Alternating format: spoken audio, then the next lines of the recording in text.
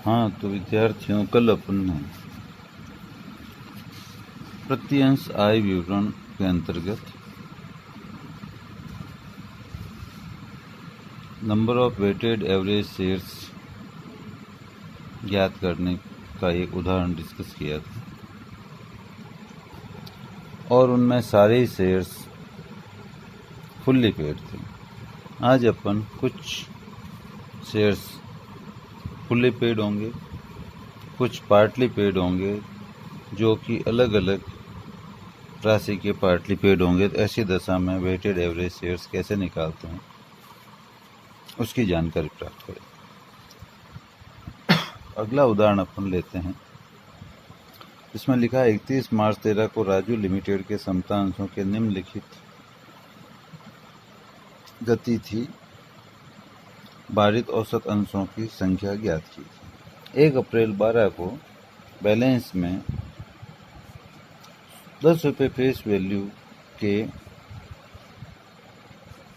3 तरह के शेयर्स हैं, जिनमें 1000 शेयर 10 रुपये फुल्ली पेड हैं, 10,000 शेयर 10 रुपये वाले 8 रुपये पेड हैं और 8,000 शेयर 10 रुपये वाले 5 रुपये प्रति शेयर पेड हैं। और इसके बाद 1 अगस्त को इश्यू किए हैं 10 रुपये फेस वैल्यू के 20,000 शेयर, जो 3 रुपये प्रति शेयर पेड हैं। तो अब इस दशा में वेटेड शेयर्स निकालने के लिए अपन 2 तरीके ले सकते हैं काम में। पहला तरीका डिटेल है, जिसमें अपन फुल्ली पेड शेयर जो हैं उसको अपन जितना नंबर ऑफ शेयर है उनमें जितनी पेडअप वैल्यू है उसका और जो फेस वैल्यू है उसका अनुपात निकाल के गुणा करते हैं। अर्थात 1000 शेयर हैं और 10 रुपये का फेस वैल्यू का है और 10,000 ही फुल्ली पेड है, तो 1000 इंटू 10 रुपये पेडअप वैल्यू अपॉन 10 रुपये फेस वैल्यू बराबर 1000 शेयर ज्ञात हो जाएंगे। इसी तरह से दूसरा है 10,000 शेयर्स जो 8 रुपये पेड हैं, तो ऐसी दशा में 10,000 इंटू 8/10 बराबर 8,000 शेयर हो जाएंगे। इसी तरह से तीसरे 8,000 शेयर्स हैं जो 10 रुपये का है, 5 रुपये पेड हैं, तो 8,000 इंटू 5/10 बराबर 4,000 शेयर हो जाएंगे। इस प्रकार 1 अप्रैल को इन सब शेयर्स की ओपनिंग बैलेंस की फुल्ली पेड के इक्वलेंट जोड़ हो जाएगी 1000 प्लस 8,000 प्लस 4,000 बराबर 13,000। इसी तरह से 1 अगस्त 12 को 20,000 शेयर इश्यू हुए हैं जो 3 रुपये पेड हैं, तो इसको अपन फुल्ली पेड के इक्वलेंट करेंगे तो 3/10 इंटू 20,000 बराबर 6,000 हो जाएंगे। तो जो आउटस्टैंडिंग की टेबल बनी हुई है अपने, उसमें डेट 1/4 बैलेंस ऑफ शेयर्स में 10,000 10 रुपये फुल्ली पेड शेयर्स हैं, 10/10 इंटू 1000 बराबर 1000 आएंगे, 8/10 इंटू 10,000 बराबर 8,000 आएंगे और 5/10 इंटू 8,000 बराबर 4,000। ये टोटल 13,000 शेयर्स आ गए आउटस्टैंडिंग। और 1/8 को 3/10 इंटू 20,000 बराबर 6,000 शेयर आए। तो आउटस्टैंडिंग शेयर 1 अप्रैल को हो गए 13,000 और 1 अगस्त को 13 में 6 जोड़ते ही हो गए 19,000। अब 1 अप्रैल को जो शेयर्स अपने पास 13,000 थे, ये 13,000 यदि फुल्ली पेड के इक्वलेंट है, तो अगला ट्रांजैक्शन 1 अगस्त को है, तो अप्रैल, मई, जून और जुलाई 4 महीने ये 13,000 अपने पास है, तो 13,000 इंटू 4 52,000 हो गए। और 1 अगस्त को 13,000 प्लस 6,000 जुड़ने से 19,000 हो गए, तो ये 8 महीने रह गए, अगस्त, सितंबर, अक्टूबर, नवंबर, दिसंबर, जनवरी, फरवरी और मार्च। तो 19,000 को 8 से गुणा किया तो 1,52,000 हो गया। Total weighted number of shares हो गए 2,04,000। वेटेड मंथ से 12, तो 2,04,000 में 12 का भाग दिया तो 17,000 number of weighted average shares ज्ञात हो गए।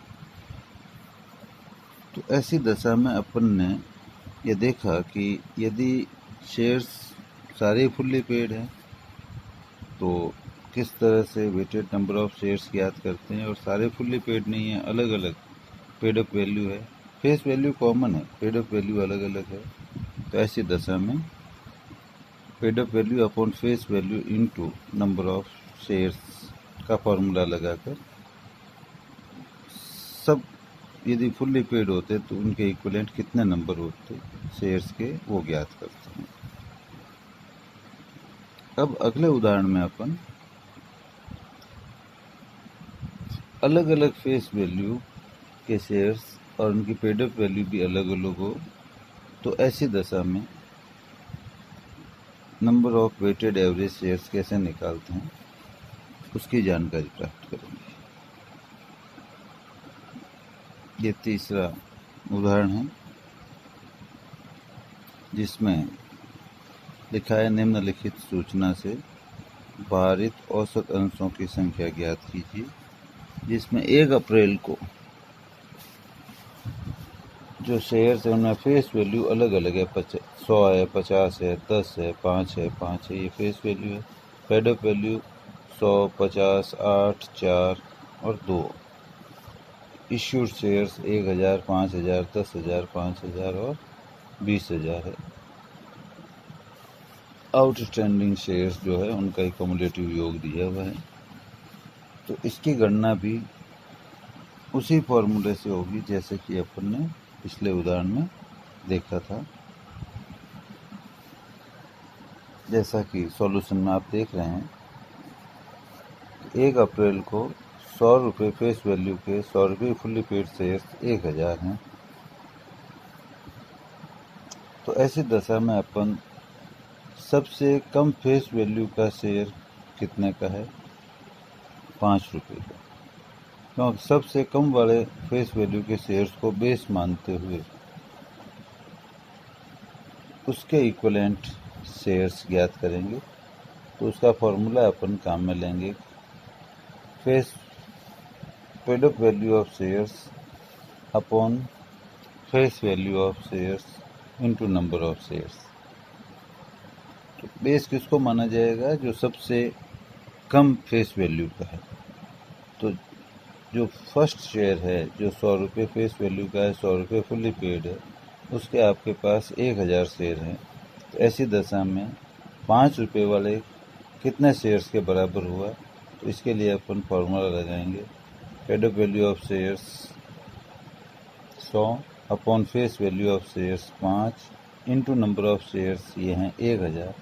तो ये 20,000 शेयर्स के बराबर हुए, क्योंकि 100 का 1 है तो 5 रुपये के कितने हो जाएंगे, 20 हो जाएंगे। तो ये 20,000 शेयर के इक्विवेलेंट हो गए। इसी तरह से अगला शेयर है 50 रुपये फेस वैल्यू का, 50 रुपये पेड अप वैल्यू है, तो इसका हो जाएगा वही फेस वैल्यू 50 रुपये अपॉन नहीं पेड अप वैल्यू 50 रुपये अपॉन फेस वैल्यू 5 रुपये इंटू 5,000, तो बराबर ये शेयर हो जाएंगे 50,000। इसी तरह से 10 रुपये फेस वैल्यू वाला है, तो उसके कितने हो जाएंगे, 10,000 shares into paid up value है 8 रुपये अपॉन न्यूनतम फेस वैल्यू है 5, तो अपॉन 5 बराबर 16,000 शेयर्स। इसी तरह से 5 रुपये फेस वैल्यू का 4 रुपये पेड अप वैल्यू वाले शेयर्स हैं 5,000, तो वो फुल्ली पेड कितने के बराबर हो जाएंगे, तो 5,000 इंटू 4/5 बराबर 4,000 शेयर्स।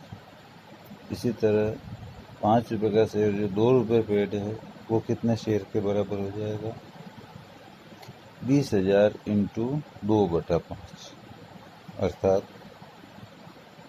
8,000 शेयर्स। तो ये टोटल नंबर ऑफ शेयर्स हो गए 98,000, 98,000। तो ये वेटेड नंबर ऑफ शेयर्स आपके 98,000 आ गए।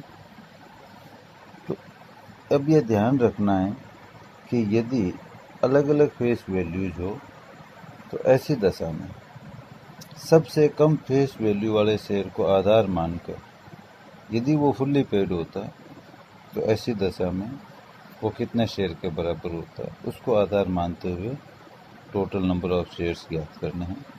और यहाँ चूँकि ओपनिंग बैलेंस ही है और कुछ है ही नहीं तो सीधा कैलकुलेशन आ गया। यदि आगे और इश्यू होते या बाईबैक होते तो और महीनों से अपने को गुणा करना पड़ता। तो ये आपका हो गया थर्ड इलस्ट्रेशन। तो यदि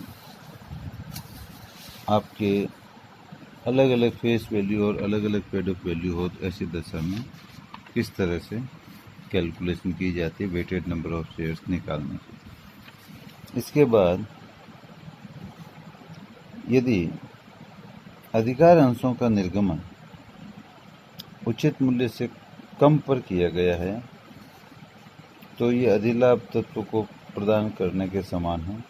ऐसी दशा में अधिकार निर्गमन से पूर्व बकाया अंशों की संख्या में संशोधन करने की आवश्यकता होती है। इस संशोधन के लिए एक एडजस्टमेंट फैक्टर फॉर्मूला काम में लिया जाता है जिसमें fair value of shares immediately prior to right issue upon theoretical ex side fair value पर शेयर को ध्यान में रखते हुए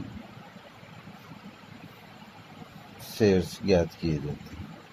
इसके लिए अपन अगला उदाहरण डिस्कस करेंगे, चौथा, जिसमें लिखा है लक्ष्मी लिमिटेड की निम्नलिखित सूचनाओं के आधार पर प्रति अंश आय ज्ञात कीजिए।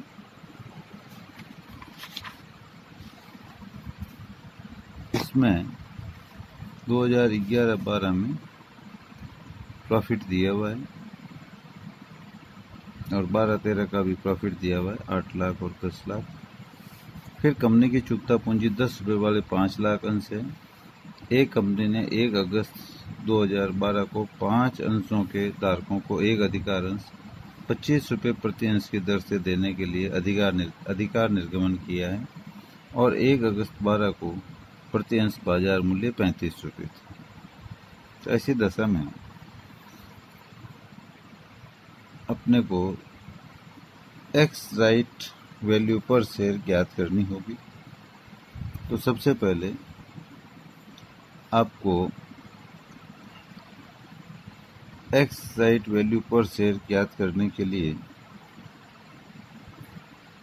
Profit available for equity share holders और उसके बाद उनकी वैल्यू